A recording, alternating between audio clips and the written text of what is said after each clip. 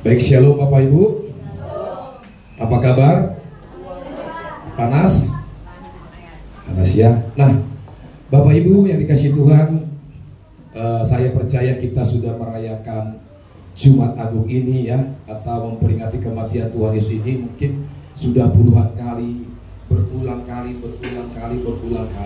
Saya yakin dan percaya bahwa ibadah Jumat Agung ini tidak sama dengan ibadah-ibadah yang biasa yang kita lakukan setiap minggu. Ibadah Jumat Agung ini tidak sama dengan ibadah family altar, komsel, kul, atau ibadah yang lain. Tetapi apa? Ibadah Jumat Agung ini adalah ibadah yang sangat luar biasa, di mana disinilah Tuhan membuktikan kasih-Nya 2000 tahun yang lalu untuk saudara dan saya. Amin. Di mana 2000 tahun yang lalu Dia rela datang ke dunia ini, ya, untuk menebus setiap dosa kita. Ketika Natal, bayi Yesus tidak bisa berbuat apa-apa. Maka saya berani katakan saudara, bahwa Jumat Agung, kematian Yesus Kristus ini menjadi atau merupakan perayaan ya umat Kristen yang seharusnya paling tinggi dan paling dirayakan dibanding Natal. Amin. Karena ketika Yesus mati, di sana Dia memulai saudaraku pekerjaannya, karya keselamatan itu untuk saudara dan saya. Amin. Di mana saudaraku darahnya itu tercurah sebagai gambaran dari anak domba yang disembelih oleh orang-orang Mesir, oleh orang-orang Israel pada waktu mereka di Mesir yang diperintahkan oleh Musa. Ya, mereka akhirnya makan daging itu. Ya, roti tidak beragi pada Paskah pada zaman mereka di tanah Mesir. Ya, dan Yesus menjadi gambaran anak domba Allah yang hari ini kita rayakan bahwa benar-benar Dia mati, darahnya tercurah, dagingnya dibagi-bagikan. Amin, saudara. Sehingga pada setiap Jumat Agung, yuk sama-sama benar-benar kita renungkan kematian Tuhan. Ya, sama-sama kita renungkan bagaimana Dia menderita. Dulu puluhan tahun yang lalu difilmkan The Passion of Christ. Ya, semua ketika ditampilkan ini di gereja kita nangis sejadi-jadinya. Bagaimana penderitaan karya mulai dari Taman Getsemani. Ya, Dia ditangkap, Dia diadili, tidak didapati di dalam hidupnya kesalahan, tetapi direkayakan hal-hal yang palsu supaya Dia ditangkap. Pilatus berkata, tidak ada yang salah dalam diri Yesus. Tetapi imam-imam itu terus ya mendesak supaya Yesus disalibkan. Hukum dunia ya tidak mungkin seorang itu bisa dihukum tanpa jelas kesalahannya. Jadi harus imam-imam itu mencari kesalahan yang benar-benar yang dapat diterima orang Farisi, bahkan orang-orang sejaman itu, untuk Yesus dapat disalibkan. Ya, tidak ada yang salah di dalam diri Yesus. Pilatus dan kerajaan Romawi waktu itu sudah memutuskan tidak ada yang salah di dalam diri Yesus. Tetapi itu semua harus dilewati Tuhan Yesus. Supaya apa? Engkau dan saya diselamatkan. Amin. Kalau setiap kita Bapak Ibu jemaat Tuhan orang Kristen merenungkan kematian Yesus ini, merenungkan bagaimana Yesus disalibkan, menderita, saya yakin kita itu sudah menjadi orang yang sungguh-sungguh, orang yang tidak tinggalkan Yesus, orang yang tidak tinggalkan doanya, ibadahnya, firman Tuhan, tidak akan dia tinggalkan demi Yesus Kristus yang mati bagi saya dan saudara. Amin. Ya, kalau kita benar-benar. Tetapi faktanya sekarang ini banyak juga orang Kristen yang murtad, banyak juga orang Kristen ketika Jumat Agung itu tidak beribadah, banyak. Ya, seakan-akan kita pemilik nyawa ini, saudara. Ya, seakan-akan kita pemilik dunia ini. Tetapi saya dan saudara adalah orang yang bersyukur bahwa hari ini kita benar-benar mencintai Tuhan. Dia mati bagi kita, saudara. Ya, nggak ada orang yang mau mati untuk siapapun. Belum tentu istri mau mati untuk suaminya. Belum tentu seorang suami mau mati untuk istrinya. Belum tentu mau orang tua mati untuk anak-anaknya. Belum tentu. Tetapi salah satu sosok manusia ilahi ini, Dia rela datang dari Bapaknya, dari singgasananya, dari kemuliaannya, dari kekayaannya, dari kehormatannya, mengambil rupa seorang manusia menjadi sama seperti kita, supaya Dia menanggung segala dosa, pergumulan, apalagi penyakit, penderitaan kita. Sehingga orang Kristen berbahagia. Ketika dia menderita, dia panggil Bapa, tolong aku, Tuhan tolong dia. Ketika dia sakit, Tuhan tolong aku sakit, Tuhan tolong dia. Ketika sendirian, dia datang, dia hiburkan kita, saudara. Ya, itu Tuhan kita. Karena apa? Dia membuktikan, Dia mengasihi kita, Dia merasakan apa yang kita rasakan. Amin. Cinta yang mati-matian dengan Tuhan harus kita miliki dengan cara kita mengenal, kita memahami kematian Yesus ini. Amin Bapak Ibu. Saya pribadi juga terus berjuang dan berjuang untuk hidup benar di mata Tuhan, di hadapan Tuhan, ya, supaya aku layak dan akan dilayakkan untuk memuliakan nama. Amin. Perjuangan ini dimulai sejak saya lahir, karena setiap orang yang lahir di dunia ini harus bertanding, harus berlomba-lomba untuk mencapai garis finish, mencapai garis akhir, mencapai dan menerima mahkota itu siapapun orangnya. Dan itu harus saya kerjakan. Kemarin KKR sebenarnya saya mau izin. Senin, Selasa, Rabu ini sudah saya demam, sampai hari ini masih juga saya rasakan. Ya, sehingga semalam saya bimbing ujian hampir tidak fokus. Salah kode, akhirnya salah semuanya. Tetapi bagi Tuhan, saya bilang begini, tidak apa-apa kata Tuhan, karena apa? Tuhan melihat keseriusan hati saya bisa beralasan, tolong Bu Kori saya diganti. Karena saya tidak bisa beralasan, tetapi saya tidak memilih alasan, saya tetap maju ke mimbar walaupun ada salah kode kepengurusan. Amin. Habis suara batuk dari Senin sampai sekarang gak sungguh-sungguh, ya, keringat dingin sampai sekarang juga keringat dingin. Biarlah apa yang saya lakukan ini adalah perlombaan saya melayani Allahku, melayani Dia yang kita sembah, yang mati bagi saudara saya. Amin Bapak Ibu. Amin. Saya tidak bilang saudara seperti saya, tetapi Alkitab katakan seperti Paulus, contohlah imanku, kata Paulus. Segala sesuatu kuanggap rugi, kekayaannya dianggap rugi, pengetahuannya dianggap rugi, dan sebagainya, oleh karena pengenalan dia akan Yesus yang mati ini, akan Kristus Yesus yang mati bagi dia, yang memanggil dia, yang memilih dia sebagai Rasul Kristus untuk memuliakan nama Tuhan. Amin Bapak Ibu. Jadi Jumat Agung ini bukan perayaan yang biasa-biasa. Saya menekankan ini kepada saudara dan saya, tidak biasa-biasa, karena sesungguhnya inilah karya yang terbesar bagi orang Kristen, karya keselamatan. Kalau Natal orang cuti liburan, ambil cuti jauh-jauh, ya, tidak apa-apa, tidak ada salahnya. Tetapi Yesus pada waktu Natal kita peringati, dia tidak bisa berbuat apa-apa, masih bayi Yesus. Tetapi saya menekankan sebagai hamba Tuhan, Jumat Agung ini adalah perayaan paling tertinggi dan seharusnya paling terbesar di antara perayaan-perayaan kekristenan kita. Amin Bapak Ibu. Nah, kita buka Alkitab kita dalam Markus pasal yang ke-15. Hari ini kita akan pulang jam 2. Siap? Ya. Oke, Markus pasal 15 ayat yang 33 sampai ayat 41. Ya, sama-sama kita baca Bapak Ibu. 1, 2, 3 ya. Pada jam 12 kegelapan meliputi seluruh daerah itu dan berlangsung sampai 3 jam 34. Dan pada jam 3 berserulah Yesus dengan suara nyaring, Eloi Eloi lama sabachthani, yang berarti Allahku Allahku, mengapa engkau meninggalkan aku? Mendengar itu, beberapa orang yang berdiri di situ berkata, lihat, ia memanggil Elia. Maka datanglah seorang dengan bunga karang, mencelupkannya ke dalam anggur asam, lalu mencucukkannya pada sebatang bulu dan memberi Yesus, serta berkata, baiklah, kita tunggu dan melihat apakah Elia datang untuk menurunkan dia. Lalu berserulah Yesus dengan suara nyaring dan menyerahkan nyawanya. Terus ketika itu tabir bait suci terbelah dua dari atas sampai ke bawah. Waktu kepala pasukan yang berdiri berhadapan dengan dia melihat matinya demikian, berkatalah ia, sungguh orang ini adalah anak Allah. Ada juga beberapa perempuan yang melihat dari jauh, di antaranya Maria Magdalena, Maria ibu Yakobus muda, dan Yoses serta Salome.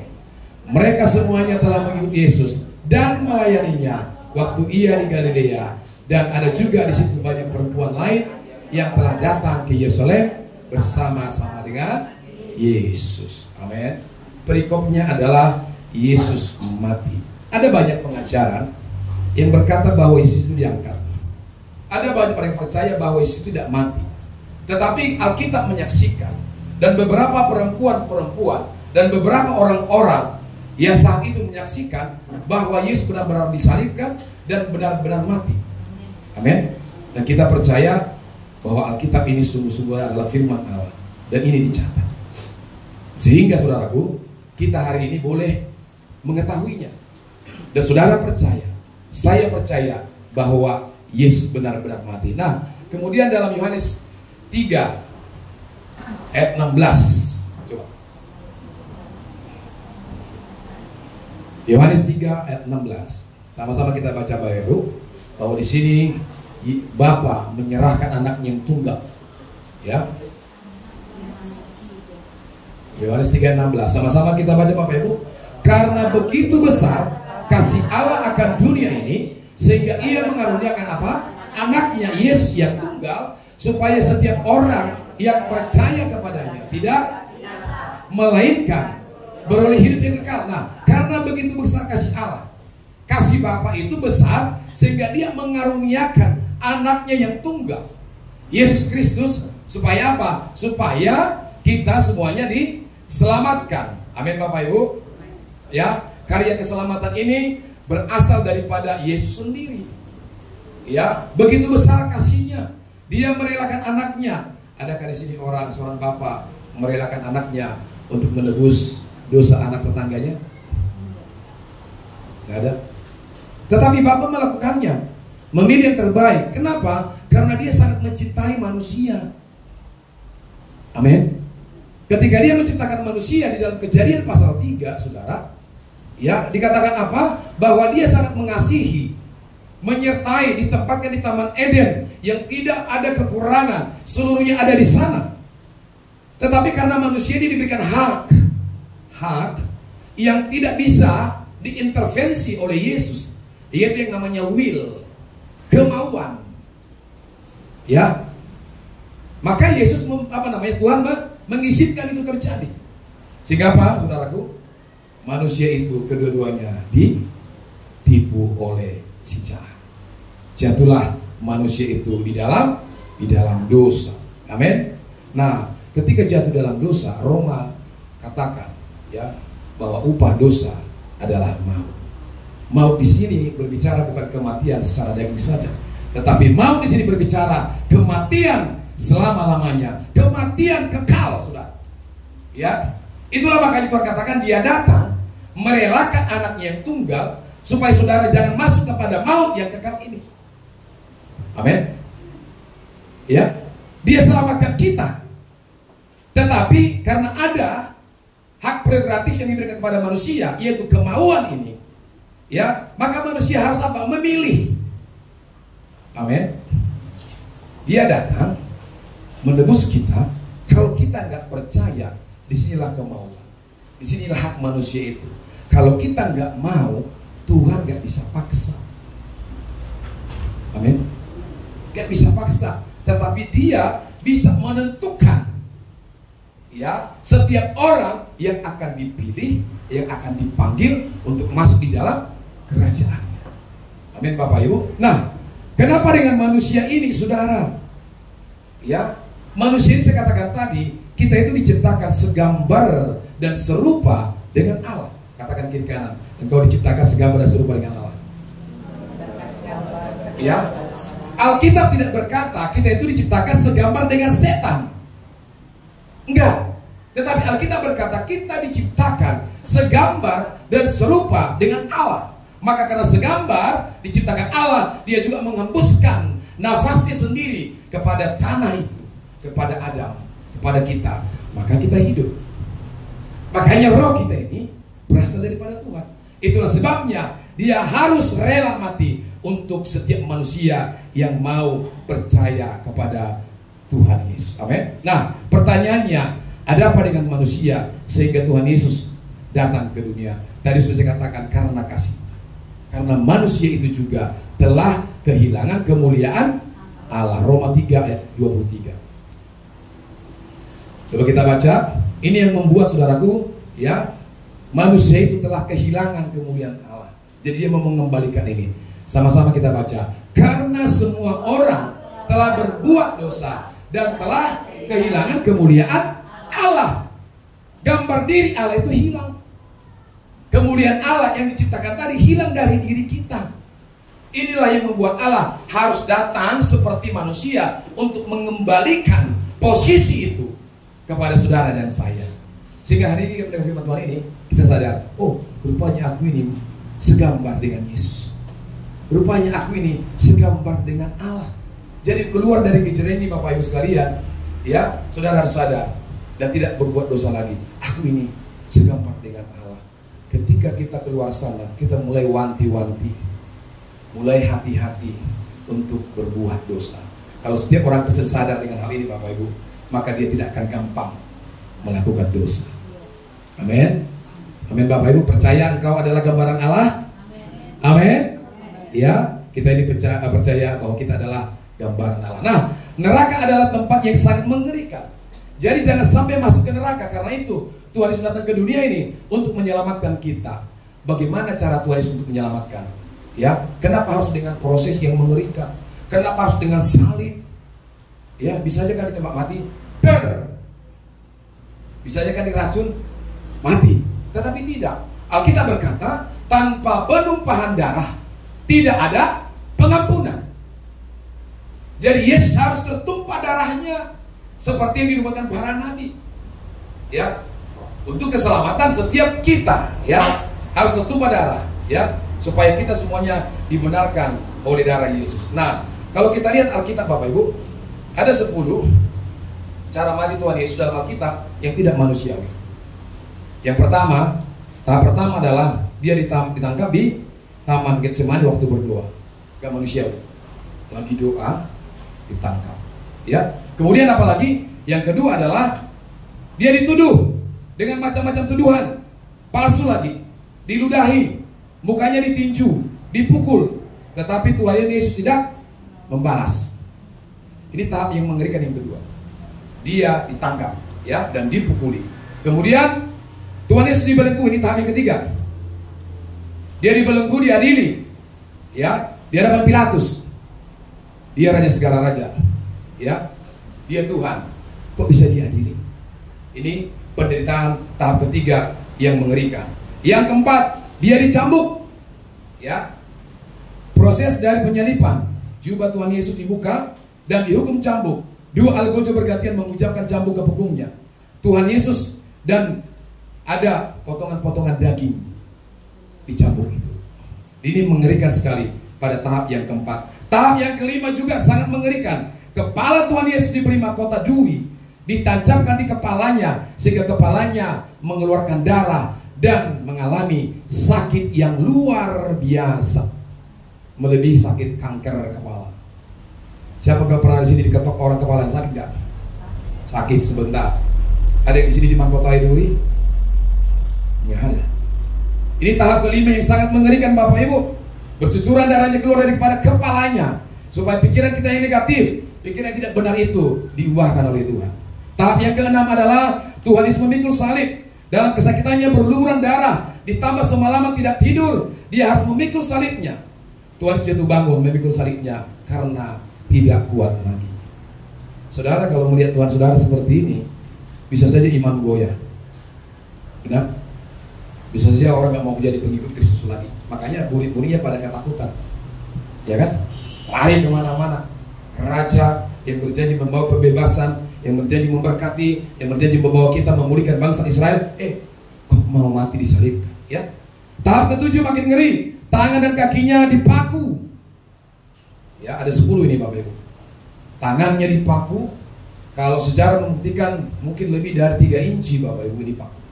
Bahkan sampai ada yang bisa membuktikan itu sampai 10 inci. Begitu panjang besar pakunya, menembus tulang-tulang daripada tangan dan kakinya, ya, yang begitu besar. Sangat menyakitkan. Tahap ke-8 adalah Tuhan Yesus digantung di kayu salib. Saat itu Tuhan Yesus menderita secara lahir maupun batin.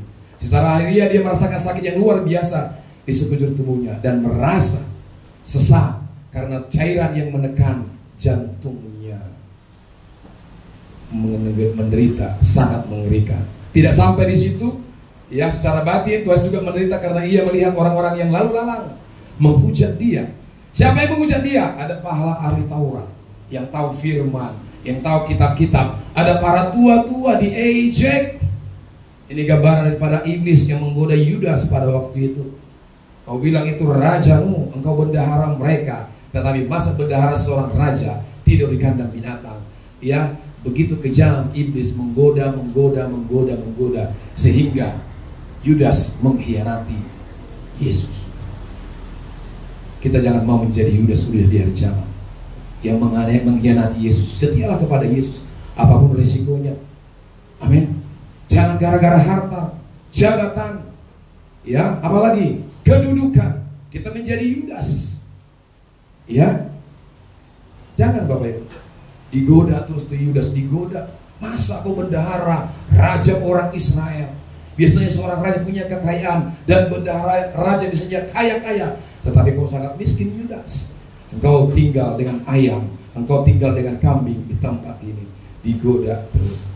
Akhirnya Yudas menjual Yesus dengan 30 shikal perak. Perhatikan, dengan 30 shikal perak tidak membuat Yudas menjadi kaya. Amin. Dengan 30 shikal perak dia tidak bisa menikmati setiap hasil uang itu. Dia mati dengan cara bunuh diri. Amin. Makanya jangan cinta uang. Ya.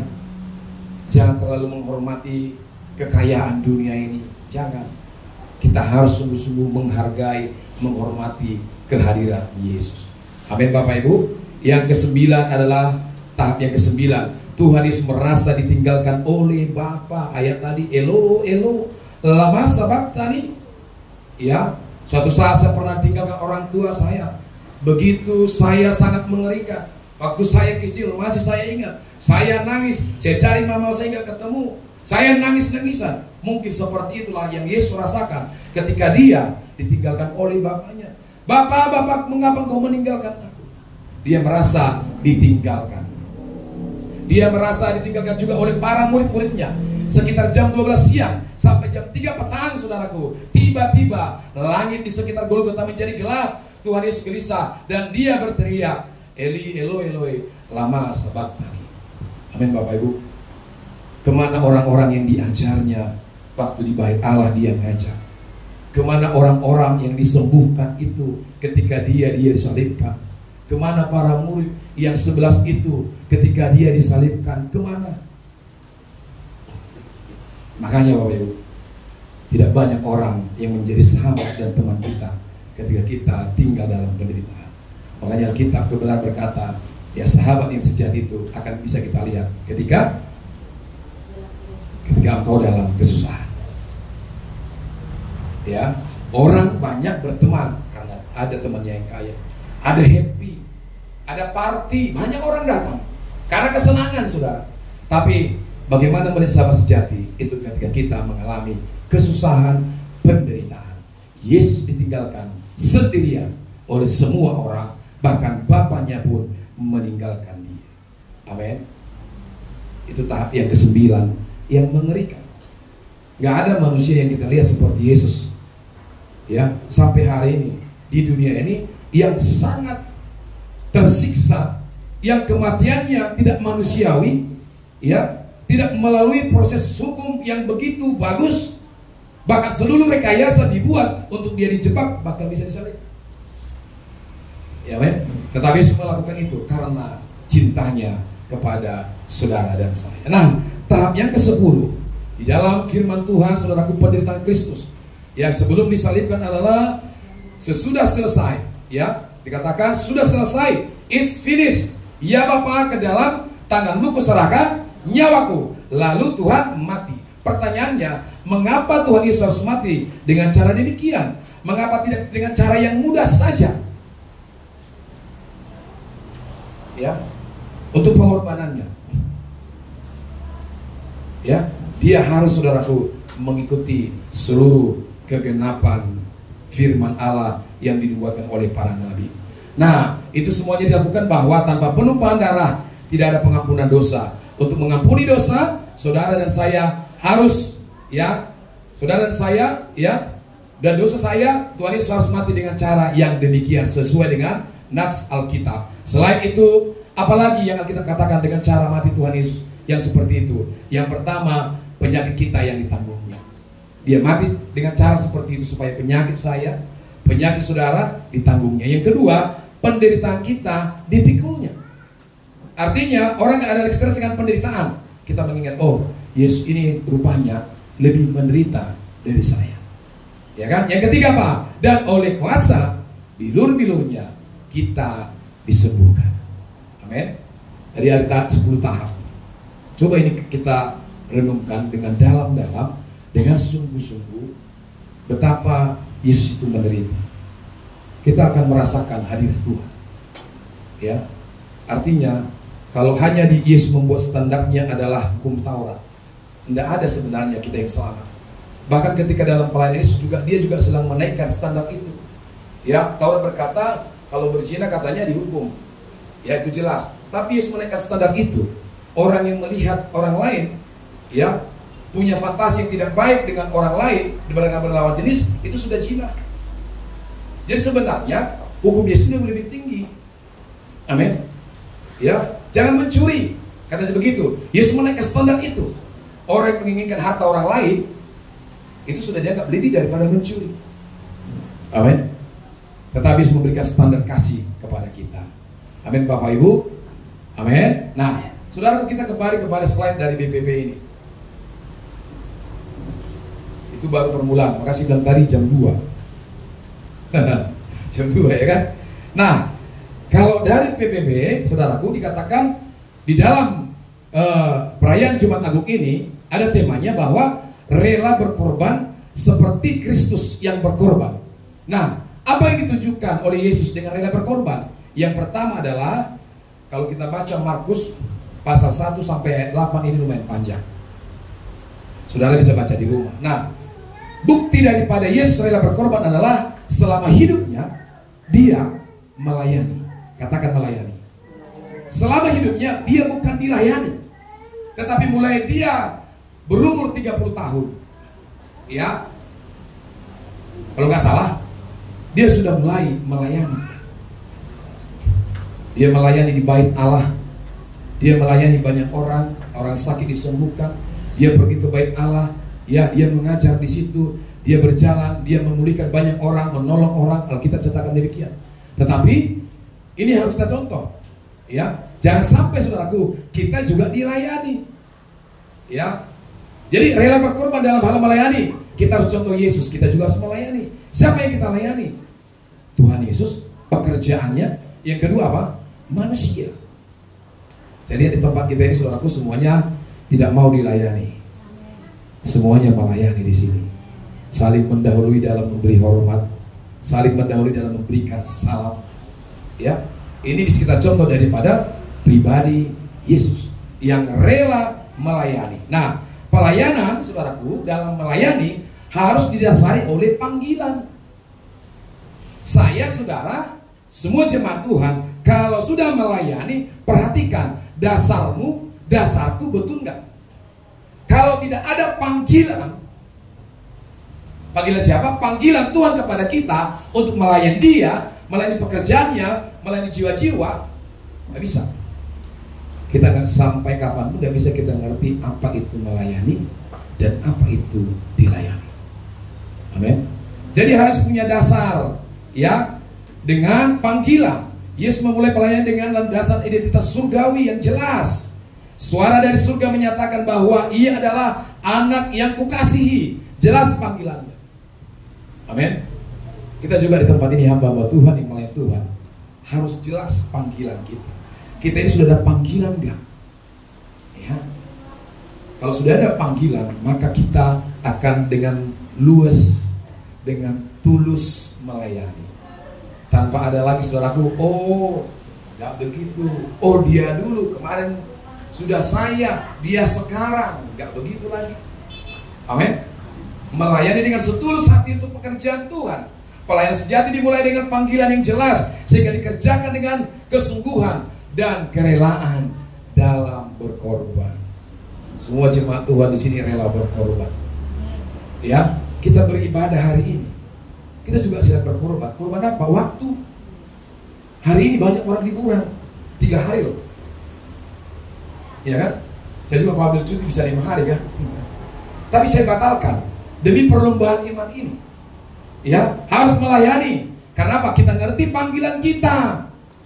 Kalau orang yang ngerti panggilannya, maka dia akan melayani dengan rela berkorban. Berkorban waktu, apalagi Bapak Ibu, berkorban perasaan. Walaupun dimarahi gembala, tetap setia melayani. Walaupun dimarahi pemimpin gereja, tetap setia melayani. Walaupun dimelayani oleh ibu gembala, tetap melakukan firman Tuhan dengan ya dan amin. Karena apa? Yang kita layani Tuhan, imannya tidak berkurang, kasihnya tidak berkurang. Amin. Ya, itu orang yang sungguh-sungguh sudah tahu panggilannya. Itu orang yang sudah sungguh-sungguh tahu bahwa panggilan itu datang daripada Tuhan. Tapi kalau nggak ada panggilan, sudah datang jadwal, nanya lagi, besok saya dijadwal ya. Ya kan? Ditanya lagi, besok FA di rumah siapa? Padahal sudah dari papan itu jadwal familiar. Nah, ini belum jelas panggilannya. Ya, perhatikan Yesus itu. Kalau tidak jelas panggilannya, gak akan dia mengasihi kita sungguh-sungguh. Kalau dia tidak terima perintah daripada Bapaknya nyelamatin kita, gak mau dia mati untuk saudara dan saya, maka kita akan mati dalam kekekalan selama-lamanya. Amin. Ya, dalam melayani ini, saudaraku, harus dilandasi dengan panggilan. Yang kedua, pelayanan kepada mereka yang membutuhkan. Jadi kalau nggak butuh, saudaraku, nggak usah layani. Yesus tepat sekali melayani. Dia datang bukan kepada orang kaya, dia datang bukan kepada pejabat-pejabat tinggi, enggak. Tetapi siapa yang dilayani oleh Yesus? Yang membutuhkan dia. Orang-orang sakit, orang-orang miskin, para janda, apalagi yang diterlantarkan ke situ. Karena apa? Yesus atau jemaat itu, orang-orang sangat membutuhkan kehadiran Yesus. Disembuhkan, dipulihkan. Amin. Jadi kalau misalnya dia tidak membutuhkan Yesus, saudaraku, tidak usah layani. Amin. Nanti akan timbul perdebatan, kita akan diusirnya dan lain sebagainya. Tapi kalau dia mau, dia membutuhkan Yesus, silakan dilayani. Amin. Amin Bapak Ibu.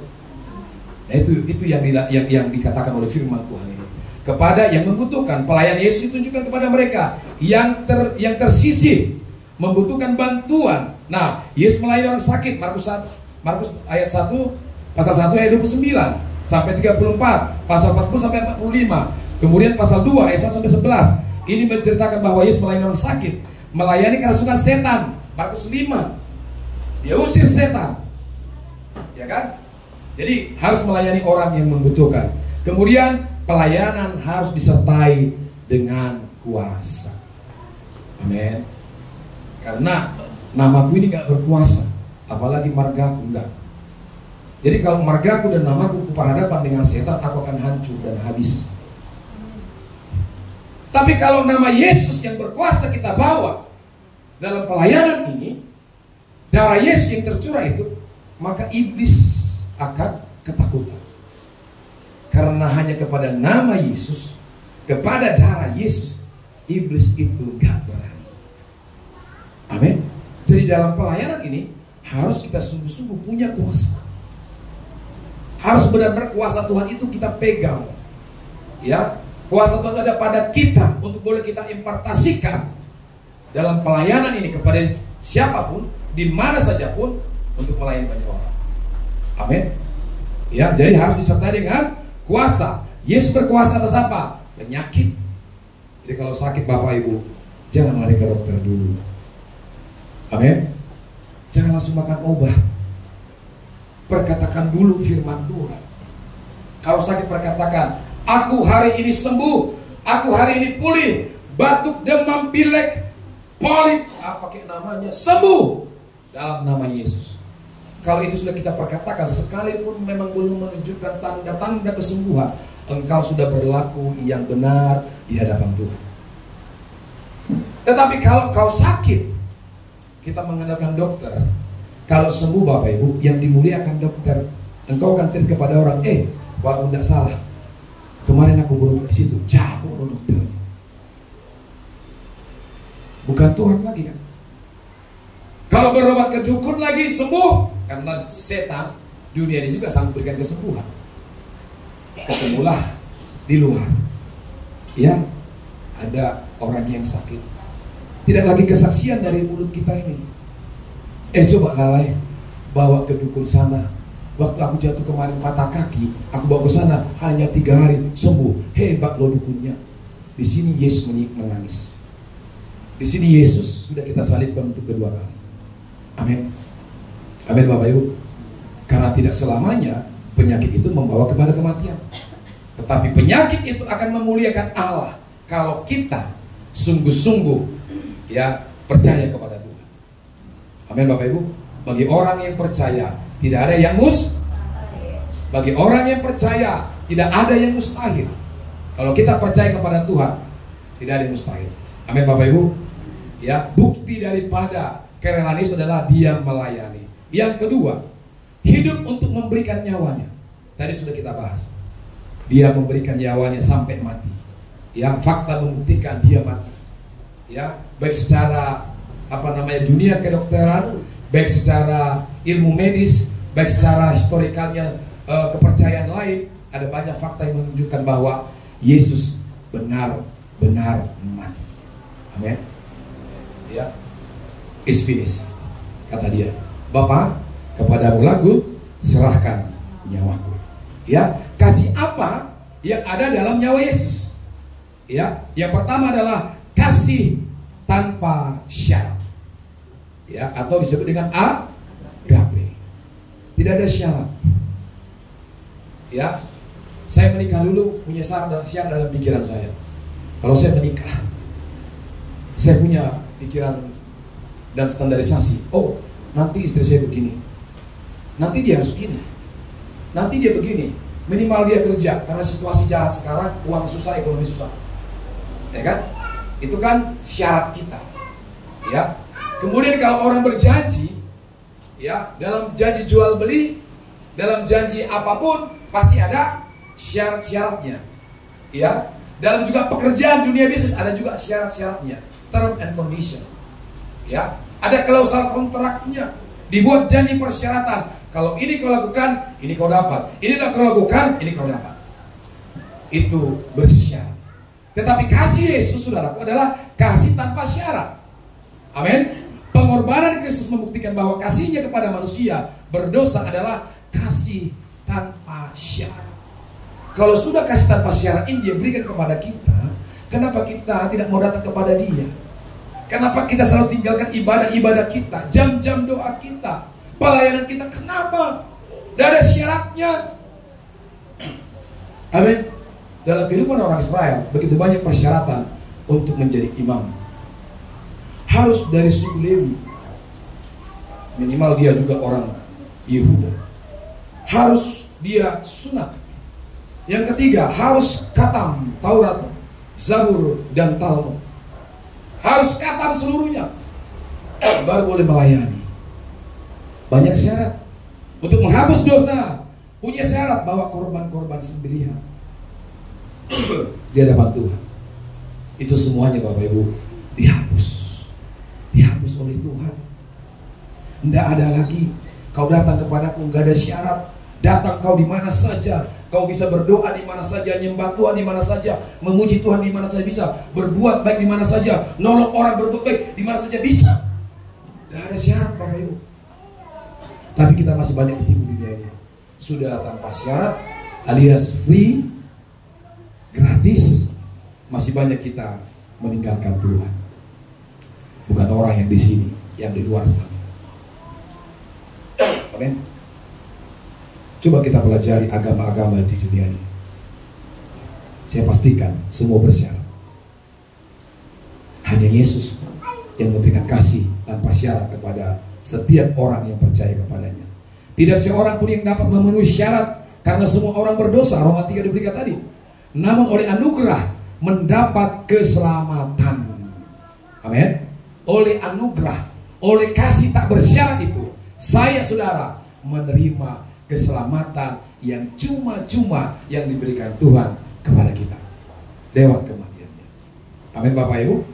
Ya. Nah yang kedua, ya, dalam kedua poin B, kasih yang dibuktikan.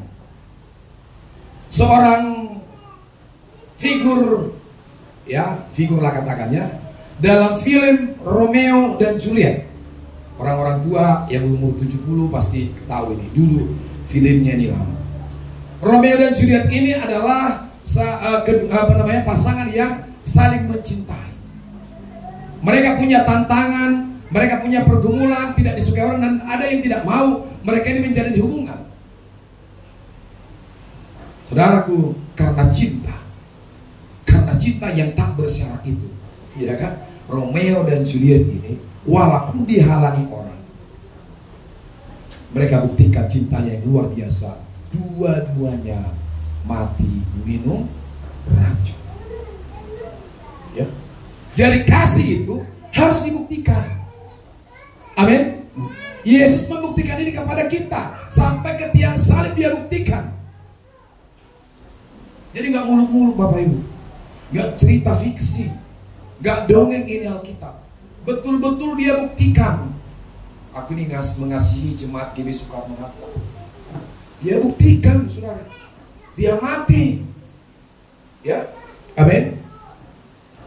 Di sini pasangan suami istri. Udah dibuktikan pasangan gak cintamu samamu. Hai bapak-bapak.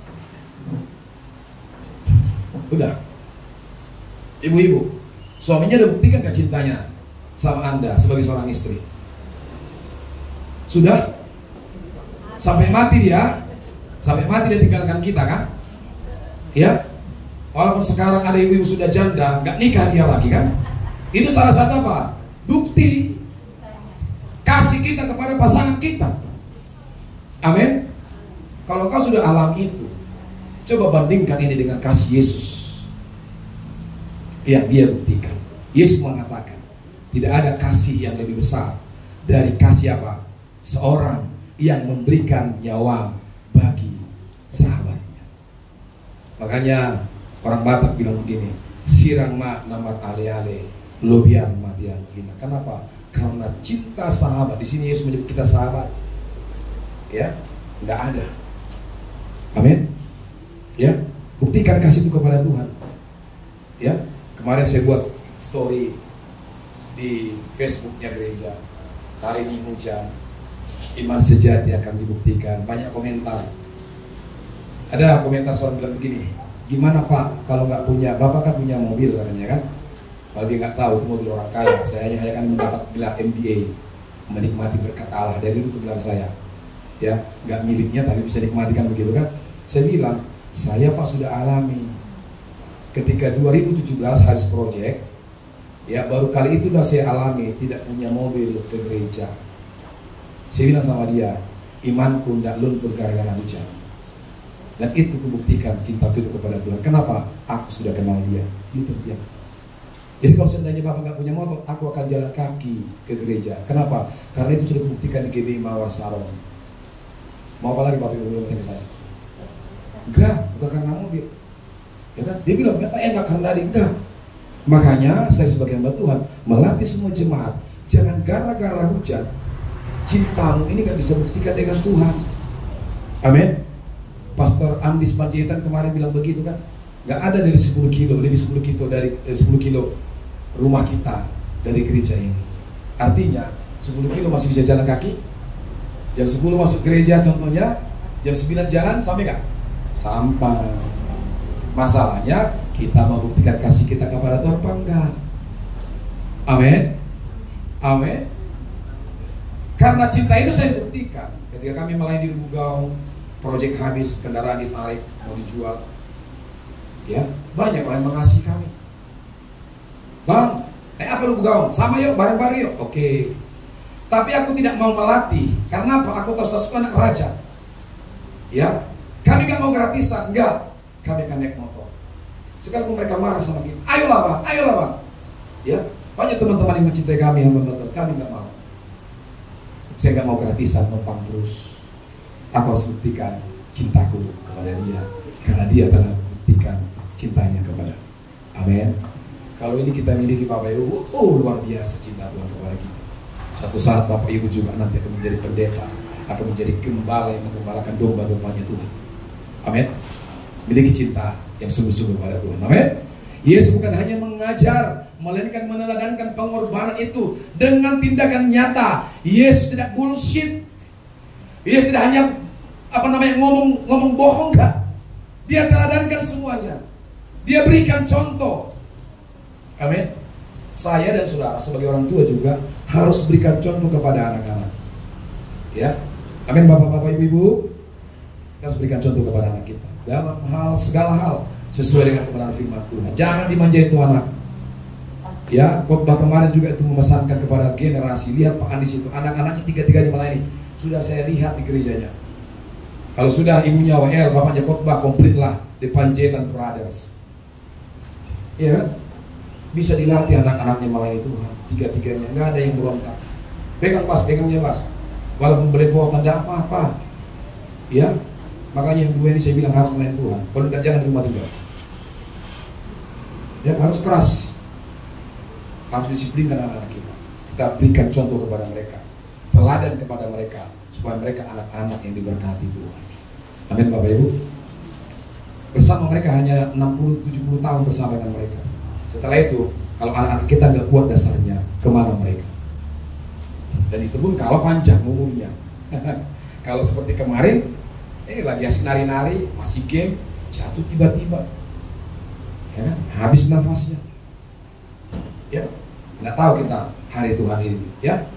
Jadi harus kasih itu dibuktikan. Yang kedua, yang C adalah dalam poin kedua, hidup untuk memberikan nyawa. Yang C adalah kasih yang terbesar. Dalam Roma 5:8 dikatakan bahwa Yesus mati buat kita bukan karena kita baik dan berkenan, melainkan saat kita mati, saat kita masih berdosa. Kasih terbesar tidak memandang objeknya, amin. Ya, tetapi apa? Dinyatakan bahkan ketika harus dibayar dengan harga yang sangat mahal, Yesus pun melakukan itu. Amin. Saya punya kenal seorang bapak punya anak. Dia anaknya ini masuk penjara karena narkoba. Ya. Bukan pengedar tapi pemakai. Ya. Bapaknya ini nggak sanggup mengeluarkan anaknya ini karena punya keterbatasan, karena punya harta yang tidak banyak. Tetapi Yesus melakukan itu kepada kita.